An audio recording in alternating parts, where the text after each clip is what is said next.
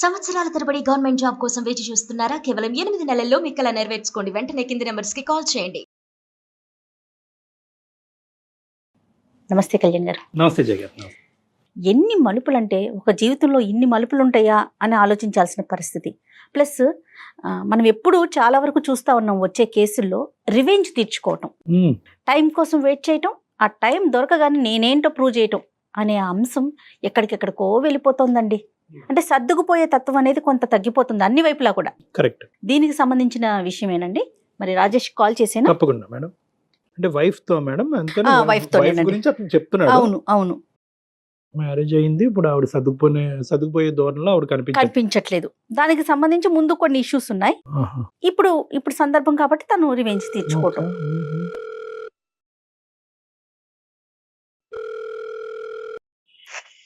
Hello hello, నేను జయానండి, అందమైన జీవితం ప్రోగ్రామ్ నుంచి కాల్ చేస్తున్నాను. నమస్తే మేడం. నమస్తే రాజేష్ గారు. నమస్తే అండి. నాతో పాటు డాక్టర్ కళ్యాణ్ చక్రవర్తి గారు ఉన్నారు. Okay madam. ఒక్కసారి మీరు మెయిల్లో పెట్టిన విషయాన్ని డాక్టర్ గారికి చెప్తే ఆయన సలహాలు సూచనలు మీకు అందిస్తారు. Okay madam. Okay madam. రైటా? ఓకే. రాజేష్ గారు నమస్తే అండి. నమస్తే సార్, కళ్యాణ్ చక్రవర్తి సార్. నమస్తే. ఏంటి చెప్పండి రాజేష్ గారు, ఏంటి సమస్య? సార్, అది నాది ఒక చిన్న మిడిల్ క్లాస్ ఫ్యామిలీ సార్ నాది. Right sir. ఒక నేను, మా వైఫ్, ఒక ఇద్దరు పిల్లలు ఉంటారు. డైలీ మార్నింగ్ 9కి వెళ్ళటం, ఈవినింగ్ 6 రావడం. నాది షేర్ మార్కెట్ సార్ నాది. ఇంకా లాట్ ఆఫ్ బ్రదర్స్, మీకు అర్థమయ్యే ఉంటారు సార్. మీకు అవునవును. పెళ్లి చేసుకున్నప్పుడు కొన్ని సంవత్సరాలకు బాగానే జరిగిపోయింది సార్. నాకు ఎవరైతే నేను మ్యారేజ్ చేసుకున్నానో ఆ వ్యక్తి నుంచి నేను ఒక టార్చర్ అనేది అనిపించాల్సి వస్తుంది సార్. నేను మా ఫాదర్ ఫుల్ గా డ్రింక్ చేస్తారు. మా మదర్ ఏమో నేను చిన్న వయసులోనే 5th క్లాస్ 6th క్లాస్ చదివి టైంలోనే వాళ్ళు విడిపోయారు సార్. మా ఫాదర్ ఎక్కడికి వెళ్ళిపోయారు. మా మదర్ దగ్గరే మేము ఇద్దరు పిల్లలు, మా అక్క, నేను కూడా ఉంటున్నాం సార్. మదర్ చాలా కష్టపడి పెంచారు మేడం. ఒక మా సమతలో మా అక్కకి పెళ్లి చేసాం. నా విషయం దగ్గరకు వచ్చి ఏం జరిగిందంటే, నేను చదువుకునే టైంలో నేను మా దూరపు బంధువులు ఒక అమ్మాయిని నేను ప్రేమించాను సార్. ప్రేమించడం కొన్ని సంవత్సరాలు మాకు కూడా చదువుతో పాటు ప్రేమ కూడా చాలా రోజులు కంటిన్యూ అయింది. నేనైతే ఎవరైతే ప్రేమించానో వాళ్ళ అమ్మాయి పెళ్లికే నేను వెళ్లాల్సి వచ్చింది.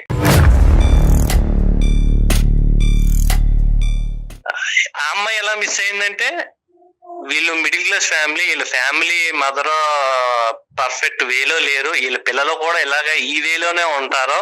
అదొకటి మెయిన్ పాయింట్. రెండో పాయింట్ వచ్చి వీళ్ళకి డబ్బు లేదు.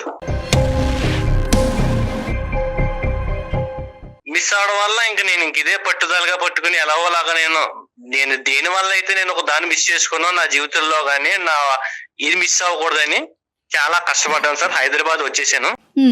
మా సిస్టర్ మ్యారేజ్ అయిన తర్వాత, మ్యారేజ్ అయిపోయిన తర్వాత నేను ఇంకా హైదరాబాద్ వచ్చేసా. ఇక్కడ రెస్టారెంట్ లో పనిచేస్తూ, హోటల్లో పనిచేస్తూ, ఇక్కడ నేనే అక్కడ నేర్చుకున్న దాంతో నేనే హాస్టల్ పెట్టి ఒక లైఫ్ లో కొంచెం నేనైతే సెటిల్ పోసి, మళ్ళా దాని దగ్గర నుంచి కొంచెం అమౌంట్ పోగు చేసి బిజినెస్ పెట్టి, బిజినెస్ ద్వారా నేను సర్వే అవుతున్నాను మ్యామ్. రైట్. అమ్మ ఎక్కడ ఉన్నారు? మీతో పాటే ఉన్నారా? అమ్మ మాతో పాటునే ఉన్నారు. నేను మ్యారేజ్ చేసుకున్నాను, అమ్మ మాతో పాటునే ఉన్నారు మేడం. మీరు మ్యారేజ్ కూడా చేసేసుకున్నారు? మ్యారేజ్ కూడా చేసేసుకున్నాం మేడం. మ్యారేజ్ చేసుకుంటా కూడా కారణం ఉంది. ఏంటండి? ఒక అమ్మాయిని పెళ్లి చేసుకోవాల్సి వచ్చింది సార్, తప్పనిసరి పరిస్థితిలో. అది ఎక్కడ జరిగిందంటే, నేను ఏవైతే మా దూరపు బంధువుల అమ్మాయి పెళ్లికి వెళ్ళానో ఆ పెళ్లిలో ఈ అమ్మాయి మా దూరపు బంధువు, ఈవిడ కూడా నాకు రిలేటివ్స్ లో మరదలు అవుతుంది. ఆవిడ అందులో మ్యారేజ్ లో నన్ను చూసింది. ఎలాగైనా సరే పలానా రాజేష్ నేను చేసుకుంటానని ఆ అమ్మాయి పట్టుబట్టింది. రైట్. నేనేంటంటే మా ఫ్యామిలీలో నేను మ్యారేజ్ అయితే చేసుకోను, అసలు 100% చేసుకుని నా జీవితం సరిపోతుంది అని నేను ఒక మైండ్ లో ఫిక్స్ అయిపోయాను. ఎందుకని? ఫస్ట్ ఇన్సిడెంట్ కండి? First incident. రైట్. ఓకే. మా లవ్ అయితే ఎక్కడ మిస్ అయింది, మా ఫాదర్ మదర్ అలాగా దాని వల్ల మనసులో పెట్టుకుని నాకు మా పెళ్లి అనే దాని మీద విరక్తి కలిగింది మేడం. ఓకే. లాస్ట్ కి ఏమైందంటే, ఈ అమ్మాయి నన్ను ప్రేమించింది అన్నట్టు నాకు తెలిసింది సార్, మా అక్కల ద్వారా. ఈ అమ్మాయి నా కోసం 7-8 సంవత్సరాల నుంచి వెయిట్ చేస్తుంది సార్. ఒక మనల్ని ప్రేమించే వ్యక్తి మన జీవితంలోకి వస్తే ఎంత అద్భుతంగా ఉంటుందో సినిమాలో చూపించినట్టు మనకు కూడా కొంచెం చాలా బాగుంటది, మన దిశ దశ మారిపోతది అని అదొక కాన్సెప్ట్ తో నేను చేసుకున్నాను. చాలా రిచ్, కొంచెం 50 ఎకరాల పొలాలు ఉన్నాయి, నగలు ఉన్నాయి, నట్టు ఉన్నాయి, ఇంకా ఫ్యామిలీ బ్యాక్గ్రౌండ్ కూడా చాలా పెద్దది. రైట్, ఏదేమైతేమి మీరైతే పెళ్లి చేసుకున్నారు ఆ అమ్మాయిని. ఎలాగైతే పెళ్లి చేసుకున్నాం మేడం. ఓకే, నెక్స్ట్ అండి. పెళ్లి చేసుకున్నాం, ఎలాగా కొన్ని రోజులు బాగానే గడిచింది. మేము మా అమ్మని తీసుకొచ్చి హైదరాబాద్ వచ్చేసామండి. హైదరాబాద్ వచ్చిన తర్వాత నేనైతే ఎక్కడ ఉన్నానో అదే హైదరాబాద్ లో మా అమ్మని వేరే ఇంట్లో పెట్టాల్సి వచ్చింది. ఎందుకంటే మా అమ్మగారినే సరిగ్గా పట్టించుకోకపోవడం, టైంకి మెడిసిన్ ఇవ్వలేకపోవడం, సరిగ్గా చూసుకోకపోవడం, ఇంకా తిట్టిందే తిట్టడం ఏదన్నా. ఇంకా ఆవిడకి కూడా నాకు కూడా ఇంటికి వచ్చేటప్పుడు మా అమ్మగారు ఆఫీస్ నుంచి వచ్చిన తర్వాత చెప్పి లోపలికి నా మనసు కూడా చాలా గాయమైంది సార్. అత్త కోడళ్ళకి పడల. ఆవిడ కోరుకున్నారండి మీ భార్య వచ్చి మీ అమ్మ ఇక్కడ ఉండటానికి వీల్లేదు అనే మాట వచ్చిందా, లేదంటే మీరే ముందు జాగ్రత్తగా అమ్మకి ఎందుకు చెప్పి దూరం పెట్టారు? ఎలాగా మదర్ అక్కడ ఊళ్ళో ఉంటుంది కదా, నేనే వయసులో కొంచెం బాగా కొంచెం ఏజ్ పడింది, చిన్నప్పటి నుంచి కష్టపడి వచ్చింది కదా, కొంచెం రెస్ట్ కొంచెం సుఖపడుతుంది కదా మేము ఇక్కడ తీసుకొచ్చాను సార్. మీరు ఆ నిర్ణయం తీసుకోగానే మీ వైఫ్ ఓకే అని చెప్పారా? ఎందుకండి ఆ పని చేస్తున్నారని అన్నారా? ఓకే అనలేదు సార్. పర్లే కొంచెం కొన్ని రోజులు ఉండొస్తారు, వెళ్ళే ఆడవాళ్ళు వాళ్ళ లేడీస్ వెళ్ళే సర్దుకుంటారు అని నేను ఇలా అనుకున్నాను సార్. Right, okay. మార్నింగ్ లేచి కొంచెం వీళ్ళకి టిఫిన్ పెట్టడం, కాఫీ పెట్టడం గానీ, మెడిసిన్ ఇవ్వడం గానీ, ఒక మినిమం బేసిక్స్ కూడా చూసుకోలేకపోతుందండి. అర్థమైంది. మా మదర్ కేమో కీళ్ళ నొప్పుల వల్ల టైం కి టాబ్లెట్స్ వేసుకోపోతే చాలా ప్రాబ్లం అవుతాయి. అమ్మ ఇష్యూ ఒకటి, ఇంకా అమ్మ ఇష్యూ ఒకటి, ఎక్కువ మెయిన్ ఇష్యూ అంటే మమ్మీ కన్నా సిస్టర్ అండి, మా అక్క. అయ్యో, ఓకే. ఆమెదేం ఇష్యూ అండి? మా బావగారు వేరే దుక్కున ఒక 20,000 కి వేరే దుక్కున జాబ్ చేస్తున్నారు లాంగ్ లో జాబ్ చేస్తుంటే, నువ్వు కూడా ఇక్కడ ఎందో ఉండడం ఎందుకు, నువ్వు వెళ్ళిపో. పెళ్ళైన తర్వాత కూడా అక్క మీతో పాటు మీ ఇంట్లోనే ఉందా? మా ఇంట్లోనే ఉంది మేడం. మా మమ్మీ మా సిస్టర్ ఇద్దరు కలిసి ఉండేవారు. వాళ్ళిద్దరు ఉండేవాళ్ళు, మీరు ఓకే రైట్. ఏం జరిగిందంటే ఈవిడి సూటు పోటు మాట్లాడడం వల్ల ఏదో మాట అన్నా కూడా మా సిస్టర్ భరించలేని వ్యక్తి అండి. దాని వల్ల ఒకనొక టైంలో ఆవిడ ఆత్మహత్య చేసి చనిపోయిందండి.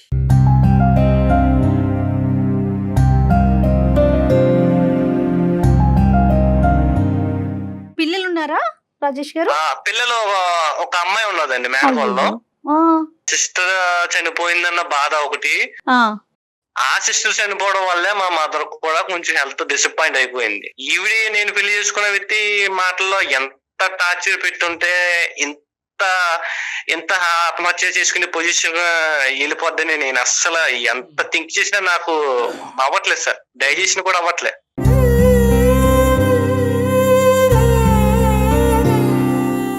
కానీ అది మనం కొరిలేట్ చేసుకోగలం అనేది ఇక్కడ చూసుకోవాలి. అంటే కేవలం మీ భార్య అన్నటువంటి మాటలకే మీ సిస్టర్ చనిపోయిందా, లేదంటే వేరే కారణాలు?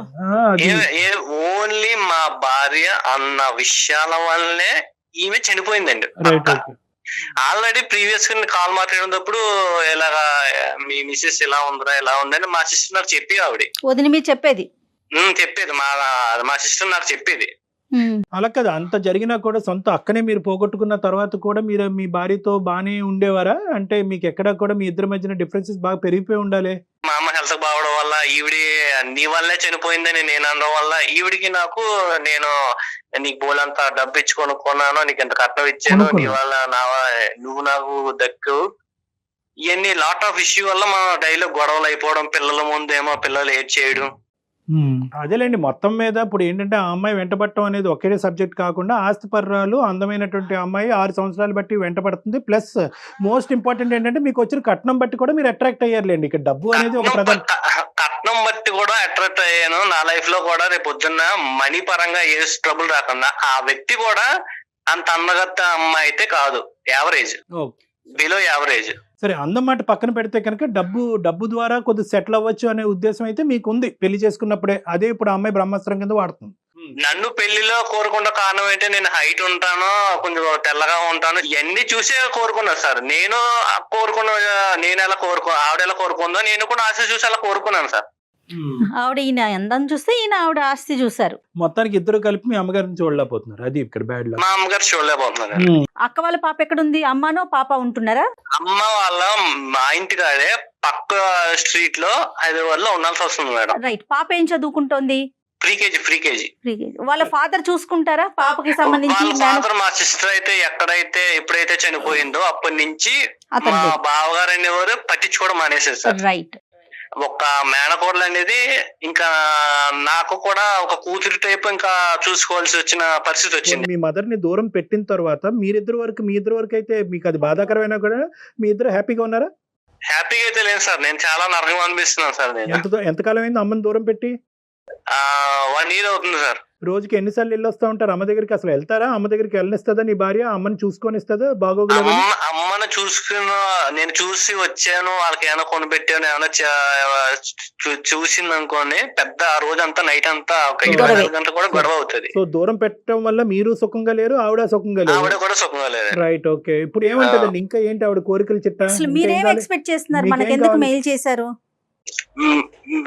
మెయిల్ చేయడం కారణం ఏంటంటే నాకు వీలైతే నాకు డైవర్స్ తీసుకోవాలి, ఇంకా ఈ వ్యక్తి మీద నాకు విరక్తి, అసహ్యం, ఇంకా మొత్తం అన్ని ఇంకా ఏవైతే పదాలు అయితే ఉన్నాయో మొత్తం అన్ని అనిపించింది సార్. అది అసలు వికారం వచ్చింది నన్ను. ఫస్ట్ ఆఫ్ ఆల్ ఏంటంటే వికారం వచ్చింది. ఇంకా నేను నా లైఫ్ లో ఎంత బాగుండేదో పెళ్లి కాకముందు, ఈ వ్యక్తి నాకు పెళ్లి అయిన తర్వాత రావడం వల్ల నాకు జీవితం మీద విరక్తి కలిగింది. ఇంకా ఎప్పుడైనా మాట్లాడారా? అమ్మని పాపని మీ మేనకోడల్ని చూసుకోవాల్సిన బాధ్యత మీదే కాబట్టి ఈ విషయం తనకి ఎప్పుడైనా చెప్పారా?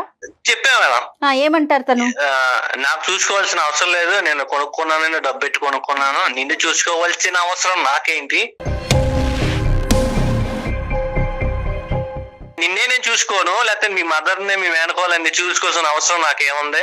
బేసికలీ ఏంటంటే ఎప్పుడైతే మీ సిస్టర్ చనిపోయిందో అప్పటి నుంచి ఆవిడ చనిపోవటానికి ఈ అమ్మాయి కారణం అన్నట్టుగా మొత్తం అందరూ విరుచుకుపట్టడం వల్ల ఆ అమ్మాయి కూడా మానసికంగా ఇబ్బంది పడిందేమో. అసలు ఆ అమ్మాయి యాంగిల్ ఏంటో ఒకసారి విందాం. ఉందా ఆవిడ?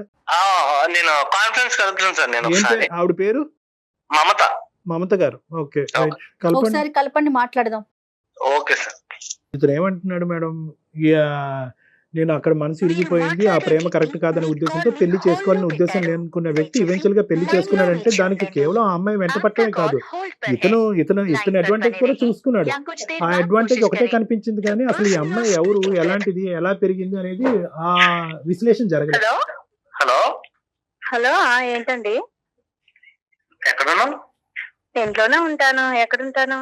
ఏం చేస్తాను? ఇంట్లో ఏదో ఒక పని ఉంటది కదా, పని చేసుకుంటూ ఉంటాను. మా అమ్మకి ఒంట్లో బాగోలేదు, మెడిసిన్ పట్టుకెళ్ళి ఇచ్చావా? నేను ఎందుకు ఇవ్వాలి? మీరు ఇవ్వచ్చు కదా. మా అమ్మ వండుకునే పరిస్థితి లేకే కదా నిన్ను పట్టుకెళ్ళమంటా. నాకేంటండి, నాకేం పని లేదనుకున్నారా? ఇంట్లో ఎక్కడ పని అక్కడే ఉంది, నేను పని చేసుకుంటూ ఉన్నాను. నాకు పని పాట ఏం లేదా? నేను ఇచ్చుకుంటూ పోవాలా? నీకు ఇంట్లో 2 పిల్లలు, నేను నువ్వు ఉన్నావు, ఇంక నీకంత పని ఏముంది? అయినా కాకపోయినా ఎంత పని ఏంటండి? ఆవిడ అన్నం వండుకుంటుంది, నువ్వు కూర పట్టుకెళ్ళి ఇవ్వలేవా? కనీసం మెడికల్ షాప్ కి వెళ్ళి. నేను ఇవ్వనండి, నాకంత ఓపిక అసలు లేదు, నేను ఇవ్వను, మీరు ఇవ్వండి. ఇవన్నీ బాధలు నేను భరించలేకే అందమైన జీవితం అనే ప్రోగ్రామ్ నేను కాల్ చేశాను, మెయిల్ చేశాను. ఎవరికి? మమత, సారీ, నా పేరు డాక్టర్ కళ్యాణ్ చక్రవర్తి అమ్మ. ఇప్పుడు బేసికలీ ఏంటంటే రాజేష్ గారు మాకు ఫోన్ చేశారు. అంటే అతను పెళ్ళైనప్పటి నుంచి అతను పడేటటువంటి ఇబ్బందులు అవన్నీ చెప్పాడు. సరే, మేమేమి వన్ సైడ్ అనేటటువంటిది మేమేం మాట్లాడలేదు కాదయ్యా, ఆవిడ ఏ విధంగా ఇబ్బంది పడుతుందో ఈ మ్యారేజ్లో అనేది కూడా మనం తెలుసుకుందాం, ఒకసారి ఫోన్ కలుపు అంటే కనుక మీకు కలపడం జరిగింది. సో నన్నేం చేయమంటారు మీరు? నేను మిమ్మల్ని ఏం చేయమనట్లేదమ్మా, ఒక 2 నిమిషాలు నా మాట వినండి అని అంటున్నాను. ఇప్పుడు మీ తర్వాత నువ్వు మాట్లాడేది కానీ ఇంకా టీవీలో న్యూస్లో వాటిలో వీటిలో వేస్తున్నావా? అమ్మ ఇది ఎక్కడ కనిపించే విషయం కాదమ్మా. నాకు ఎలాగా అవకాశం ఇవ్వో, కనీసం డాక్టర్ గారు కూడా సార్ కూడా అవకాశం ఇవ్వో అని అడుగుతున్నాను. నేను ఏమని చెప్తున్నా అంటే 2 పదాలు మాట్లాడుతున్నాను ఇక్కడ. ఏంటంటే ఆ అబ్బాయి అతని జీవితంలో హ్యాపీగా లేడంట, అక్కను పోగొట్టుకున్నాడు, తల్లిని దూరం చేసుకున్నాడు. అయినా కానీ ఇన్ని జరిగినా కూడా నాకు నా భార్య మధ్యన సఖ్యత లేదు, కేవలం వీళ్ళు గురించే కాదు, మీ ఇద్దరం హ్యాపీగా ఉండలేకపోతున్నాం, బయటపడాలి అనే ఆలోచన ఉన్నా కూడా బయట పడలేనటువంటి పరిస్థితి, ఎందుకంటే 2 పిల్లలు ఉన్నారు అనే అంశంతో మా ముందుకు వచ్చాడు. సో మేమేమన్నాము, అవునయ్యా అలా అయిపోయిందా, ఉండు మీ ఆవిడకి ఫోన్ కలుపు, ఆవిడ గట్టిగా బుద్ధి చెప్పాలి అని అనలే.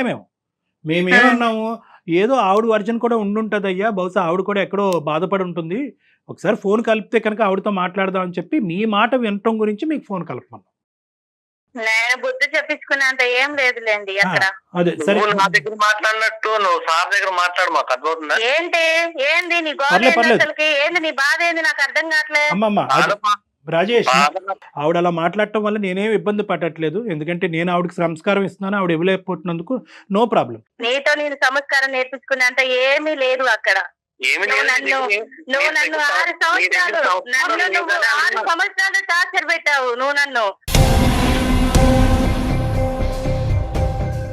అలాంటి నీకు ఇప్పుడు నేను సంస్కారం ఇయ్యాలా? కొట్టే వచ్చిన భర్తవి నువ్వు ఊరికే ఏం రాలే, నీ అవసరం కొద్ది నన్ను పెళ్లి చేసుకున్నావు.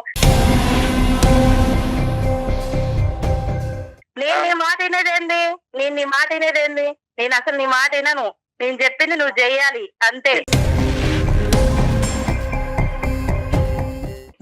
చెప్పింది చేయడానికి నేనే నీ చేతిలో ఉన్న రిమోట్ కాదు, నేను ఒక నీ అవసరం బట్టి 10 లక్షలు తీసుకొని పెళ్లి చేసుకున్నావు, ఆ రోజు గుర్తుకు రాలేదా ఇవన్నీ?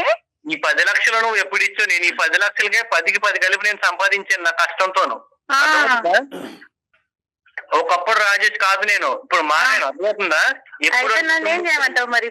ఎప్పుడు నీ తమ్ములతో నీ సొగ్గులతో తిరుగుతున్నాను అనుకున్నావా? నేను కష్టపడ్డాను, అర్థమవుతుందా? అందరికి తెలుసు, మన బంధువులకి అందరికి తెలుసు, నువ్వు కొత్తగా చెప్పుకొని తిరగాల్సిన అవసరం ఏం లేదు. నువ్వు మహానటుడివి, మనుషుల ముందర ఒకలాగుంటావు, మనుషుల తర్వాత ఒకలాగుంటావు. నేను మహానటుడు అంటే నువ్వు మహానటి.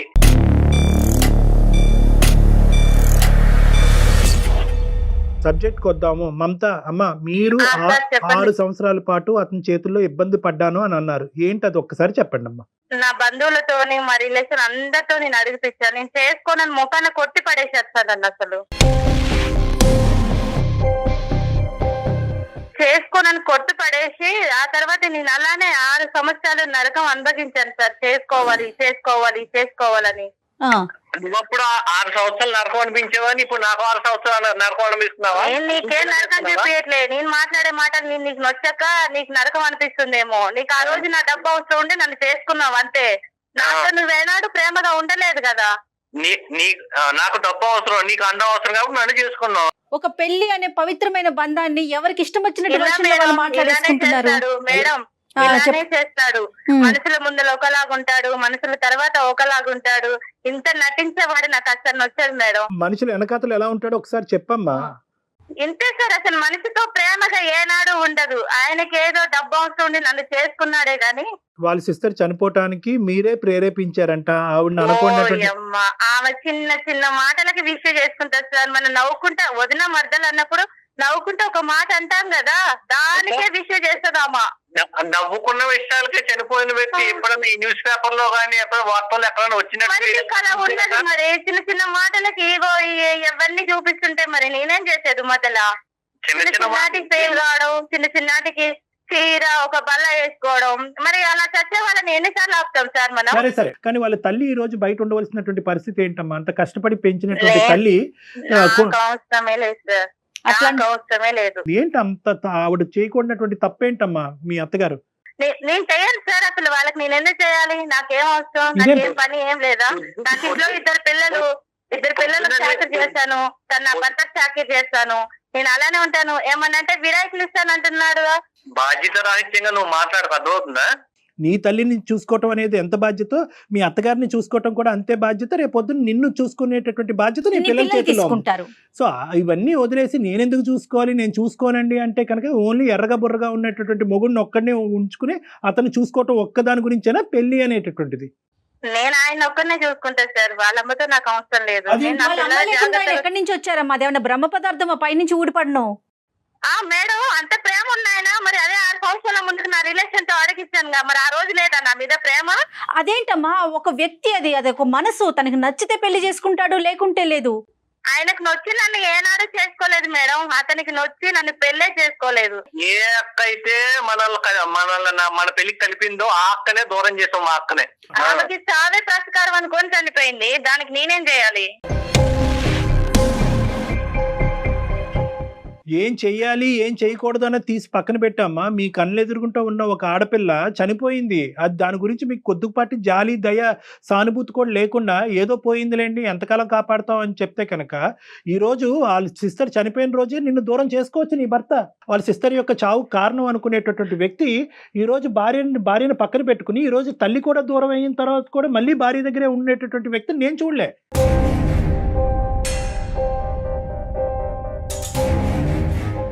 బహుశా ఇతని రిఫ్లెక్సెస్ చాలా స్లోగా ఉన్నాయా, ఇతను ఆలోచించలేకపోతున్నాడా, ఇతనికి దమ్ము ధైర్యం లేదా అనేటటువంటి మాటలు నేను ఉపయోగించవలసి వస్తుంది ఇక్కడ.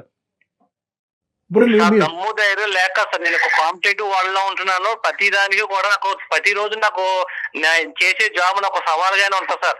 ఆ సవాళ్ళు ఎదుర్కోవాలా లేకపోతే కుటుంబ మా అమ్మ సంబంధించింది మా వైఫ్ సంబంధించి పిల్లలకు సంబంధించిన పరిస్థితులు నేను ఎదుర్కోవాలి సార్. నీకు మీ అత్తగారి మధ్యన ఉన్న డిఫరెన్స్ చెప్పలేదు, కేవలం ఒకే మాట అంటున్నావు, నేను ఎందుకు చూడాలి, నా పిల్లల్ని చూస్తాను, నా భర్తను చూస్తాను, ఆవిడని చూసుకుని ఈ విధంగా నీ హక్కుల గురించి మాట్లాడితే అతను కూడా అతని హక్కుల గురించి మాట్లాడే పరిస్థితి వస్తుంది. పిల్లలు అన్యాయం అయిపోతారు. ఒకటి రాజేష్, ఇక్కడ చాలా ఇంపార్టెంట్ పాయింట్, పునాది ఎక్కడ పడింది అంటే కనుక ఖచ్చితంగా 10 లక్షలతో నువ్వు వ్యాపారం పెట్టుకున్నావా లేదా, ఈ రోజు నువ్వు సెటిల్ అవడానికి 10 లక్షలు కారణమా కాదా? పెట్టుకున్నాను సార్ నేను. ఒకటి కట్నం ఎందుకు తీసుకున్నారనేటటువంటి అంశం. కట్నం తీసుకుంటే కనుక అవకాశం దొరికినప్పుడు ఎలా మమత లాంటి వాళ్ళు మీతో పేకాట ఆడుకోవచ్చు అనేది ఇక్కడ చూసాం. ఓకే, ఇది నెంబర్ 1. నెంబర్ 2, ఎస్ మీరు తీసుకున్నటువంటి కట్నంతో మీరు బిజినెస్ చేసుకుని అదంతా కూడా మొత్తం A to Z అంతా కూడా కుటుంబాన్ని కాపాడటానికే మీరు చూసుకున్నారనేది రెండో అంశం. మూడో అంశం ఏంటంటే కనుక ఇప్పుడు ఇక్కడ జరిగినటువంటి అంశంలో ప్రధానంగా మీ దగ్గర నుంచి వచ్చినటువంటి ప్రాబ్లం ఏంటి అని మమతాని అడిగితే కనుక ఏమీ చెప్పట్లేదు అమ్మాయి, కేవలం నాకు కావాల్సిన ప్రేమ రాలేదు అన్నట్టు. ఇది ఆయనకి పర్సనల్ గా డబ్బు అవసరం ఉండి నన్ను పెళ్లి చేసుకున్నాడే గాని ఆయన ప్రేమతో ఏనాడు నన్ను పెళ్లి చేసుకుంటాను ముందడిగేలే కదా సార్. అమ్మా, బిజినెస్ అనే కాన్సెప్ట్ తోనే పెళ్లి చేసుకున్నారు. అతని అందం గురించి నువ్వు 6 సంవత్సరాలు వెయిట్ చేసి నువ్వు నీ డబ్బు గురించి అతను చేసుకున్నాడు. ప్రేమ ఆప్యాయతలు అనేటటువంటిది పెళ్లి అయినప్పుడు లేవు, ఇప్పుడు కూడా ఉన్నాయా లేదా అనేది చాలా పెద్ద క్వశ్చన్ మార్క్. ఎక్కడా కూడా ప్రేమ ఆప్యాయతలు అనేటటువంటి ఫౌండేషన్ మీద మీ వ్యవహారం నడవలేదు అనేది నేను బల్లగుద్ది చెప్పగలను. నా కుటుంబ జీవితంలో మా అమ్మ మా నాన్న ఎలా విడిపోయారో దాని వల్ల ఎన్ని ఫలితాలు అనేది మనకి డిసడ్వాంటేజ్ వచ్చాయో రేపొద్దున నా ఇద్దరు పిల్లల జీవితాలు కూడా కొంచెం ఒక మంచి దారిలోకి వెళ్ళాలనే నేను మిమ్మల్ని సంప్రదించాల్సి వచ్చింది. మీ ఆలోచన కరెక్టే, కానీ ఇక్కడ మీరు ఏదైతే వాతావరణాన్ని ప్రపంచాన్ని మీ తల్లిదండ్రులకి మీ పిల్లలకి చూపెడుతున్నారనేది ఇంకా ఇంపార్టెంట్ ఇష్యూ. ముసలి వయసు వచ్చి పెద్ద వయసు వస్తే తల్లిని ఇలా బయట మెడపట్టుకుని గెంటేసి పక్కింట్లో పెట్టి ఆవిడకి జబ్బు పడినా కూడా ట్యాబ్లెట్లు ఇవ్వకూడదు అనమాట. ఒకప్పుడు అలా ఇస్తానన్నా కూడా నా భార్య కానీ నా భర్త కానీ అలా ఇస్తానని డిసైడ్ చేసుకుంటే మనం వాళ్ళని పట్టుకుని వెనక్కి లాగేయాలన్నమాట అనేటటువంటి ఈ మానవతా విలువలు కూడా మీరు తెలిసి తెలియకుండా ఆ పిల్లలకు చూపెడుతున్నారు. ఇది కూడా గుర్తుపెట్టుకోండి. సో ఎప్పుడు కూడా ఏంటంటే ఒక మ్యారేజ్ అనేటటువంటిది as long as it is advantages for every member of the family. అది మీ భార్యకు ఉపయోగపడాలి, మీకు ఉపయోగపడాలి, మీ పిల్లలకు ఉపయోగపడాలి. అంతేగాని దాన్ని ఏదో విధంగా మా తల్లిదండ్రులకి ఇలా జరిగింది కాబట్టి 100 106 ఇలా కొట్టుకు సచ్చైనా కూడా ఇద్దరం కలిసే ఉంటాం అనే కాన్సెప్ట్ కరెక్ట్ కాదండి. అది పద్ధతి కూడా కాదు, అది పిల్లలకు కూడా మంచిది కాదు. 200% కరెక్ట్ కళ్యాణ్జీ. దాని ఇంపాక్ట్ పిల్లల మీద ఉంటుంది. ఇప్పుడు ఆ అమ్మాయికి ఎక్కడా కూడా మీ సిస్టర్ చనిపోయింది అనేటటువంటి సానుభూతి కానీ అయ్యో పాపం నేను కాదండి అని చెప్పడం వేరు. ఇక్కడ పాయింట్ ఏంటంటే ఏమండి నేను కాదండి, ఆ అమ్మాయి మెంటాలిటీ అలా ఉంది కాబట్టి ఆ అమ్మాయి చచ్చిపోయిందండి, ఆ అమ్మాయి చనిపోయినందుకు మా భర్త కంటే నేనే ఎక్కువ బాధపడ్డాను అనే కాన్సెప్ట్ డిఫరెంట్. అలా కాదు, పోయేటటువంటి వాళ్ళని మేము ఎలా ఆపుతామని చెప్పి మానవతా హృదయం లేనటువంటి విధంగా ఆ అమ్మాయి మాట్లాడుతుంది చూడండి. అది నన్ను చాలా బాగా కలిచివేసిందండి. మమత నువ్వేమన్నా అనుకో అమ్మ. నెంబర్ 1. నెంబర్ 2, ఒక్క 0.5% పాయింట్ కూడా మీ అత్తగారిని దూరం పెట్టడం గురించి నువ్వు ఒక్క మాట చెప్పలేదు. అది అతని హక్కు, అతని తల్లి దగ్గర ఉండవలసిన, తల్లిని దగ్గర పెట్టుకుని కాపాడవలసినటువంటి బాధ్యత అతని హక్కు. రేపొద్దున పిల్లలు ఏమవుతారో మనం పెంచేటటువంటి విధానం ఉంటుందండి, దాన్ని బట్టి చూసుకుందాం అంటే కాదు. ఏదైతే దరిద్రం ఏదైతే చండాలం మీ పిల్లలు చూడాలో ఆల్రెడీ వాళ్ళు చూసేశారు. సారీ, నా తప్పయింది, మీ అమ్మగారిని వెనక్కి తెచ్చుకుందాము, మీ అమ్మగారిని చూసుకుందాము, నేను మిమ్మల్ని బ్లేమ్ చేయను, మీరు నన్ను బ్లేమ్ చేయొద్దు, గతాన్ని వదిలేసి ముందుకెళ్దాం అనేటటువంటి ఒక్క పశ్చాత్తాపం నీలో వస్తే కనుక సరిపోతుందమ్మా. ఆయనకంత ఓర్పుకుంటే ఆయన చేసుకోనండి, నేను చేసేంత ఓర్పు నాకు లేదు.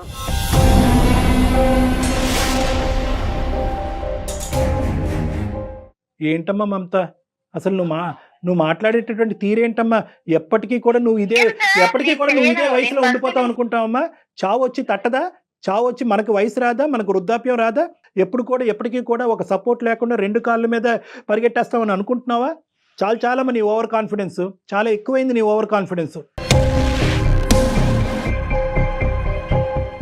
ఇదే పరిస్థితి కంటిన్యూ అవుతే కనుక ఈ పెళ్లి పెటాకులు అవడానికి 110% గ్యారంటీ. నేను చెప్తున్నాను, మీరిద్దరు విడిపోవటం గ్యారంటీ. దయచేసి ఆ పరిస్థితి రానివ్వద్దమ్మా. అంత వెయిట్ చేసి అతన్ని తీసుకున్నావు కదమ్మా, లైఫ్ కంటిన్యూ చేయాలి కదా. ఒక్కసారి ఇంట్రోస్పెక్ట్ చేసుకో. ఇక్కడ ఏంటంటే ఇది కాంపిటీషన్ కాదు, ఇది టగ్ ఆఫ్ వార్ కాదు, అటువైపు గట్టిగా లాగుతూ ఇటువైపు గట్టిగా లాగాలనే ఉద్దేశం కాదు. ఇది 2 పార్టీలు కాదు, ఇది ఎలక్షన్స్ కాదు, ఇది పోటీ కాదు, ఇది కుటుంబం. ఒకసారి చెప్పి మళ్ళీ వెనక్కి వెళ్ళు. ఈ అమ్మాయి అందమైన మనసు ఉన్నదని చేసుకున్నాను సార్. నేను అతిలోక సుందరని ఎక్కడ చేసుకోలేదు సార్. అది అయిపోయిందండి, ఇంకా అసలు ఆ విషయాన్ని వదిలేసేయండి.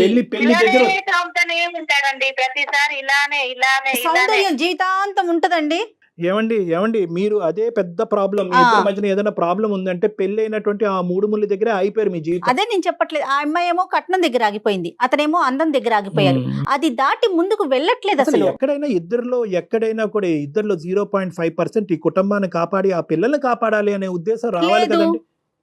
మమత ఒక్కసారి ఆలోచించమ్మా, ఒక్కసారి ఆలోచించుకో. ఆయనకి ఇబ్బంది, ఆయన మీకు ఫిర్యాదు కదా సార్, ఆయనకి చెప్పుకోండి, నాకు చెప్పమాకండి ఇవన్నీ. ఏదమ్మా నేను చెప్పిన దాంట్లో తప్పే ఉందమ్మా? ఏమైనా బూతుమాట చెప్పానమ్మా? నేనేమన్నా అనుకున్నటువంటి మాట అన్నానమ్మా? తల్లి లాంటి పెద్ద నేను మంచిగానే చేస్తున్నాను, వాళ్ళమ్మ చేసేంత ఓపిక నాకు లేదు. ఆయన మీ దగ్గరకు వచ్చారు కదా, నాకు బాధ ఉన్నది, నాది ఇది చేయండి సార్, అది చేయండి అని. ఆయనకు చెప్పండి ఇవన్నీ, నాకు చెప్పమాకండి.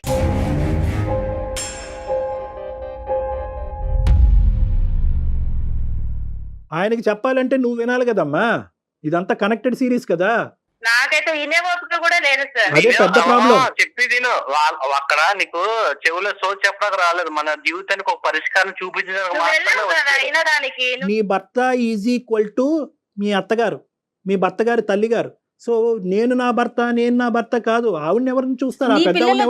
నా పిల్లలు అంటున్నావు కదమ్మా, నీ పిల్లలు వచ్చేసరికి చిన్న పిల్లల్ని పెట్టుకొని నువ్వు నా పిల్లలు అంటున్నావే. అంత ఎత్తు ఎదిగిన మనిషి, అంత పెద్ద వ్యక్తిగత అబ్బాయి మీ హస్బెండ్, ఆమెకి తల్లికి ఉండదా? ఆయన కోపుకుంటే ఆయన చేసుకోండి మేడం. మళ్ళీ ఓపిక ఏంటమ్మా? మళ్ళీ ఓపిక దగ్గరికి ఎందుకు వస్తావు? ఒక పని చేద్దాం మమత, ఒక పని చేద్దామా? చెప్పండి. బహుశా మేము చేసినందుకు, చెప్పకుండా చేసినందుకు, ఇంకో కారణం వల్ల నా మీద కూడా నా మీద కూడా నీకు కోపం ఉండుంటది. ఆ కోపంలో మాట్లాడే మాటల్లాగా అనిపిస్తుంది. ఇద్దరు ఒకసారి నా దగ్గరికి వస్తారా? ఇది మంచి మార్గం. ఎందుకంటే ఇది అస్సలు విడిపోయేటటువంటి కారణాలు కాదు ఇవి. సో ఎంత కాదనుకున్నా కూడా రాజేష్లో ఒక ఓపిక, ఓర్పు ఉంది.